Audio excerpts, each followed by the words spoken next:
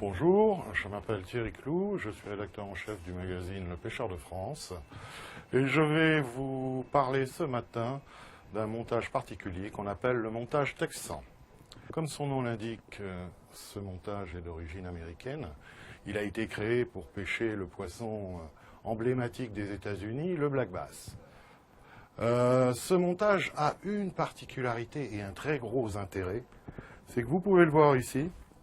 Je passe ma main sans piquer l'hameçon, parce que l'hameçon est caché dans le leurre, dans la matière souple du leurre. On peut donc ainsi pêcher dans les pires herbiers, sans accrocher son leurre, et bien sûr, tout en restant très efficace. Alors, je vais vous présenter maintenant les différents éléments qui composent un montage texan. On a tout d'abord un lest qui est en forme de balle. Vous voyez très nettement. En plus, il est percé en son centre et il coulisse sur le fil du bas de ligne. Alors, ce lest était traditionnellement en plomb. De plus en plus, toujours pour protéger les eaux et l'environnement et les milieux aquatiques, on utilise un autre matériau qui est le tungstène, beaucoup moins polluant, pas du tout polluant même, et qui en plus a l'avantage d'avoir une densité supérieure à celle du plomb, donc de permettre pour un volume inférieur d'avoir plus de poids. Ça, ici, j'ai une balle tungstène de 10 grammes. Voilà une balle plomb de 10 grammes. Comme vous pouvez le constater, elle est beaucoup plus volumineuse. Ensuite, après avoir enfilé le plomb sur le bas de ligne, on en fait une perle plastique qui, d'une part, va servir de butée pour protéger le nœud de raccord de l'hameçon. Donc cette perle, elle a deux fonctions.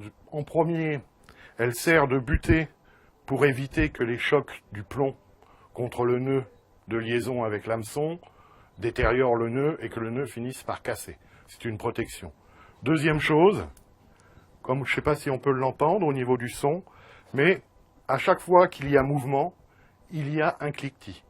Et ça, c'est un appel sonore supplémentaire, c'est une vibration sonore supplémentaire, c'est un signal supplémentaire pour le carnassier. Alors, dernier élément de ce montage, l'hameçon.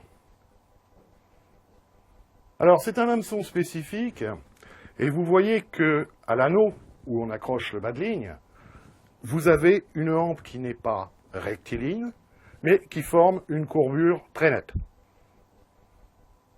Ce décrochage de la hampe qui permet à la fois de maintenir le leurre souple sur l'hameçon et d'autre part de cacher sa pointe dans la matière ou de juste la laisser affleurer. Alors sur ce style d'hameçon, nous avons deux principaux types de tiges.